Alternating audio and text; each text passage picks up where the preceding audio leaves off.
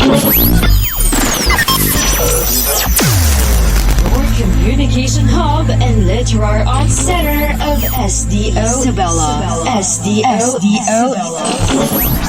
English Academy. An analogy describes the relationship between words. Subject, verb, or teacher.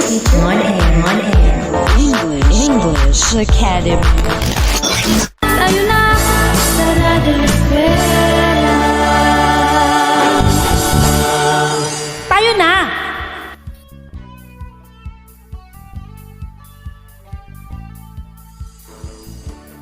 Hello there, grade 6 flexible learners! Today will be another exciting and fun learning explorations in English Academy. Yay! This is your favorite radio station, Radyo Eskwela sa Isabela. I am your radio teacher, Rosalyn, hoping that your mind, senses, and heart are all set to learn. So, let's start our lesson with a higher intensity of I am ready. Let's check if you have with you the following. Learning activity sheets in English? Check. Notebook? Check. Pen? Check. Everything is ready. So, be at your most convenient space and listen attentively and swiftly. Are you ready? Yes, ma'am. All right! That's the right attitude of a flexible grade 6 academician. All right. Okay, let's review of what transpired with our previous topic. Can you still remember the tenses of verbs? Exactly! The tenses of verbs are present, past, and future tenses. Alright, let's continue. How do you understand all about it?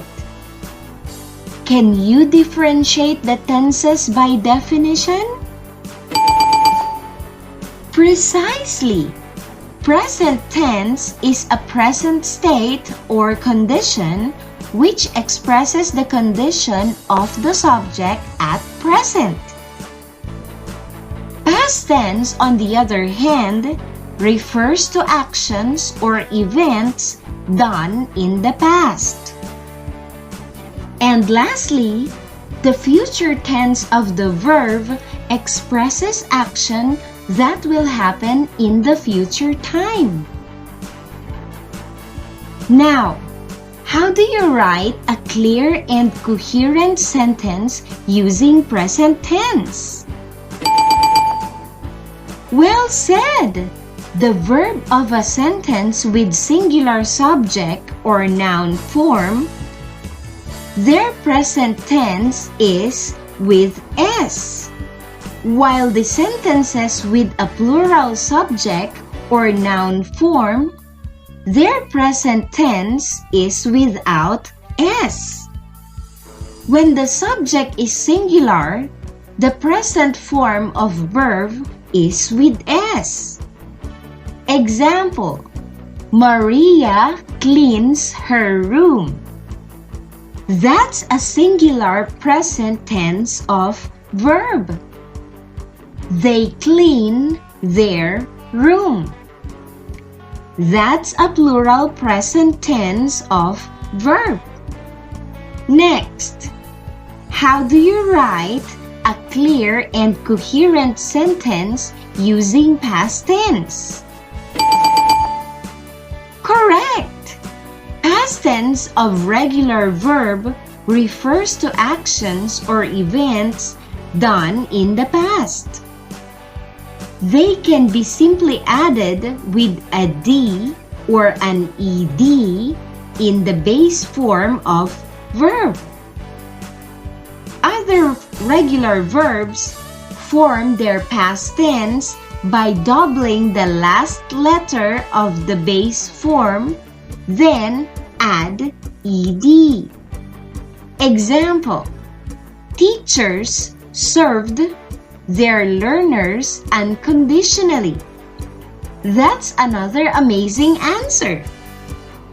Next, how do we write a clear and coherent sentences using the past tense of irregular verbs? Definitely! Irregular verbs are verbs that don't take on the regular d, ed, or ied spelling patterns of the simple past. To form the past tense of irregular verb, we change their spelling. Example: she left the room after cleaning it. Left is the irregular verb of leave. You really did understand. Lastly, how do we write a clear and coherent sentences using the future tense? Yes, that is right. The future tense of the verb expresses action that will happen in the future time. The two ways to express future action are: 1. Will plus base form of the verb, or shall plus base form of the verb. Example: Jericho will play basketball. He shall play basketball. Number 2. Be plus going to plus base form of the verb. Example: Jericho is going to play basketball. Be verbs are is, are, and am. Congratulations, grade 6 academians! You all did great! Hooray! This time, kids, you are about to compose clear and coherent sentences using appropriate grammar structures, using adverbs of intensity and adverbs of frequency. Are you excited? Yes, ma'am. All right, that's the spirit of an academician. What is an adverb? An adverb is a word that describes or modifies a verb, an adjective, or another adverb. If an adverb answers the questions how, or it tells about up to what extent the action was, this adverb is called adverb of degree or intensity. How do we define adverbs of degree of intensity? Adverbs of degree or intensity modify adjectives, verbs, and other adverbs. They also tell us about the intensity or degree of an action, an adjective, or another adverb. What are the common examples of adverb of degree or intensity? These are slowly, well, carefully, almost, quiet, nearly, too, extremely, enough, just, hardly, often, very, etc. Adverbs of degree are usually placed before the main verb, adjective, and adverb they modify. Example of an adverb modifying a verb. We often eat chicken. The word often is an adverb and the word eat is a verb. Did you get it, kids? Oh yeah! Here is an example of an adverb describing or modifying an adjective. The hospital is too far from here. The word too is the adverb and far is an adjective. Here is an example of adverb describing or modifying another adverb. Rabia walks very slowly in the pageant. The word very is an adverb describing the word slowly, which is another adverb. Did you understand, academians? Yes, ma'am. Wow! That is commendable, flexible learners. This time, I want you to get your notebook and pen. Copy the sentences I am going to read in your notebook. Underline the adverb in each sentence. Example: it is too hard to understand. The word too is an adverb, so it is underlined. Okay? Okay! Ready? Oh yeah! Number 1. I am almost done with my assignment. Again, I am almost done with my assignment. 2. She sings very softly. She sings very softly. Number 3. The weather today is extremely hot. One more time. The weather today is extremely hot. 4. My mother prepared just enough food for the family. Once more. My mother prepared just enough food for the family. Number 5. The result of the test is nearly perfect. Again, the result of the test is nearly perfect. Did you get it? Yes, ma'am. Time starts!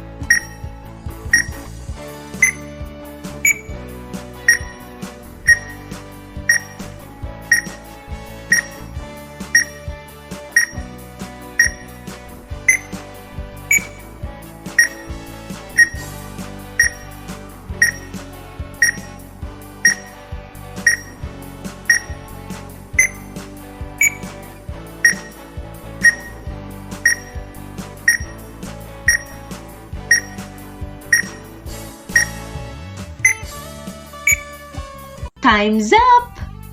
Let's check your answer. Number 1, the answer is almost. Number 2, the adverb is very. Number 3, the adverb is extremely. Number 4, the adverb is just. And lastly, the adverb is nearly. That's for number 5. Who got perfect 5? Excellent! For those who got 4 and below, don't be sad. You still have the chance to do better on the following exercises. All right. At this point, let's discuss the other adverb. What is adverb of frequency? Adverbs that change or qualify the meaning of a sentence by telling us how often or how frequently something happens are adverbs of frequency. An adverb of frequency is exactly what it sounds like. An adverb of time.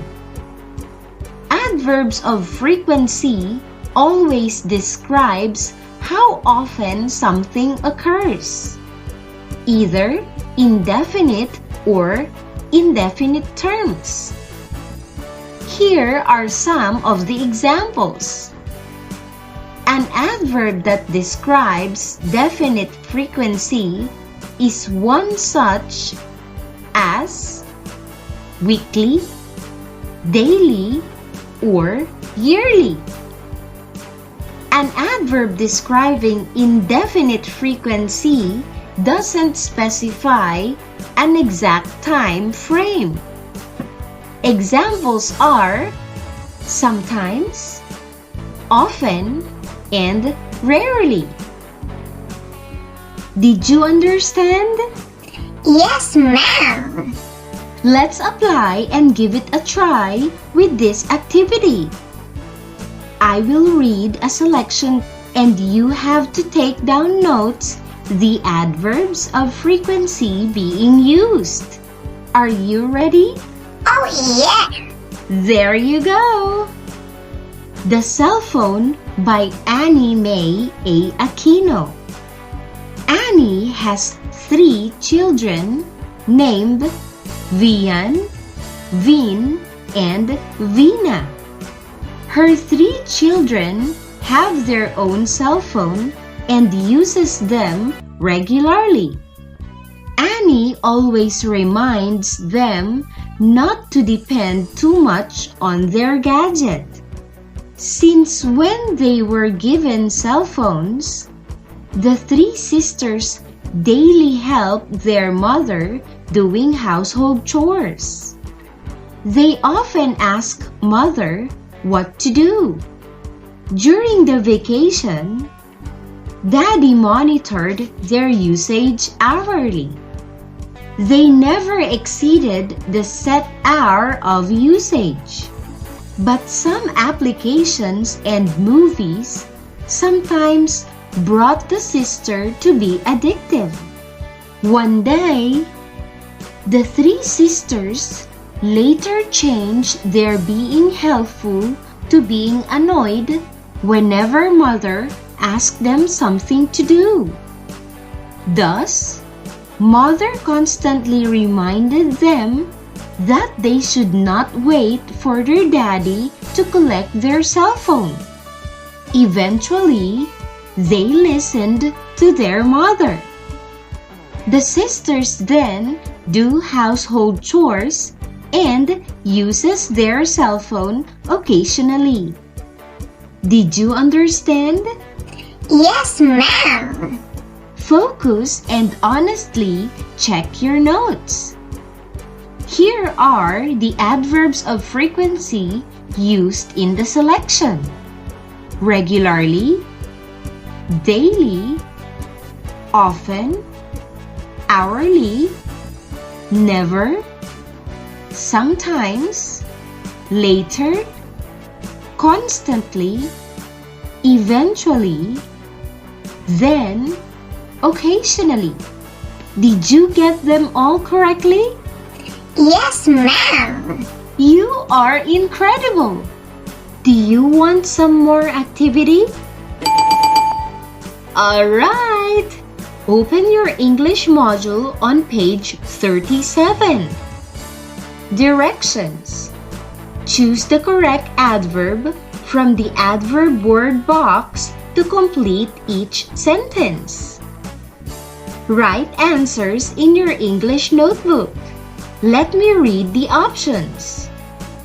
Often, always, daily, never, suddenly, rarely, weekly.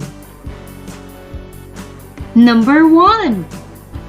Tell the truth, blank, for it is the right thing to do. Number 2. Mother, blank, cooks snacks during the enhanced community quarantine. 3. She blank does chores whenever mother asks. 4. Grandmother was feeling cold, blank, she puts on a jacket. 5. She goes to school and blank gets absent.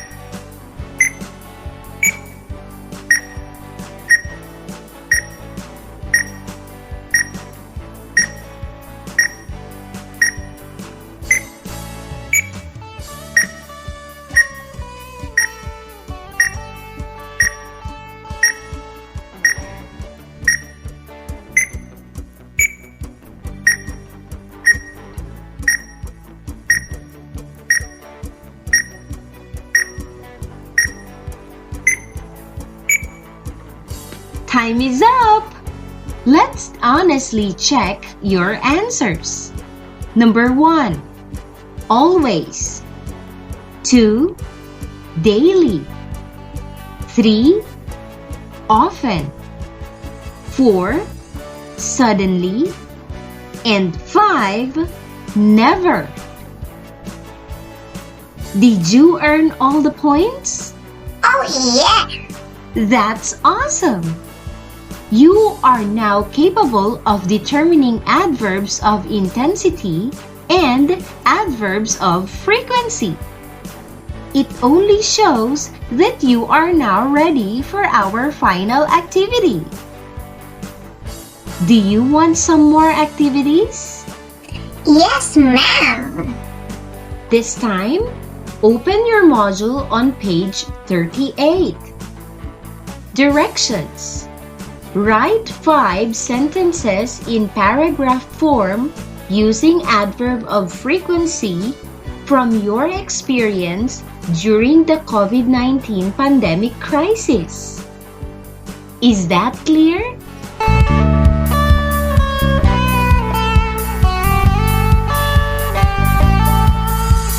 Tayo ay mag-aral sa loob ng ating tahanan. Sa radyo ay mag-tune lang, tiyak ika'y may matututunan.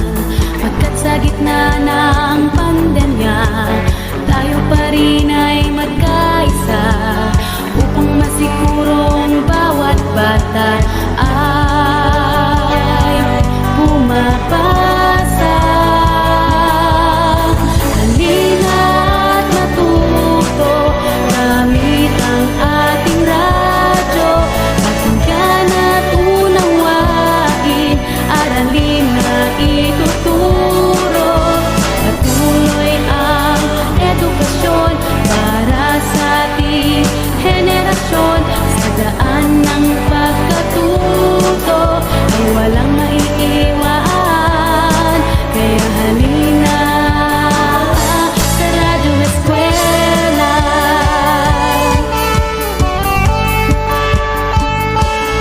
Pagkat kayo'y kinabukasan, ang pag-asa ng ating bayan. Isa pusong pagkatuto nang matupad ang pangarap.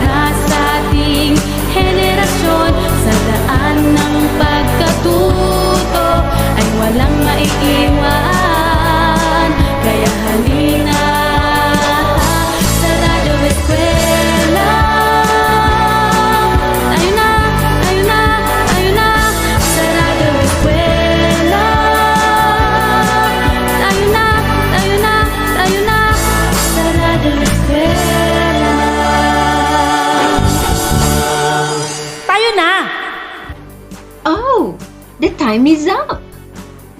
Make sure to pass your output to your English teacher for the checking of your paragraph based on the rubrics on page 38. Congratulations, kids, for complying completely on today's episode. Thumbs up to you, dear learners! Hooray! Your active participation is highly appreciated. I am certain that you'll be able to apply what you have learned today. Are you all excited with our topic on our next episode? Yes, ma'am. If you are, you have to keep tuning in to Radyo Eskwela sa Isabela. On behalf of our scriptwriter, Jocelyn R. Ariola, together with the whole SDO Isabela RBI production team, this has been your radio teacher Rosalind saying, education is our passport to the future. For tomorrow belongs to the people who prepare it today. Stay home, stay safe, always observe health protocols. God bless us all. Tayo na sa Radyo Eskwela. Tayo na! Patuloy ang edukasyon para sa ating henerasyon. Sa daan ng pagkatuto ay walang may iwan. Kaya halina sa Radyo Eskwela!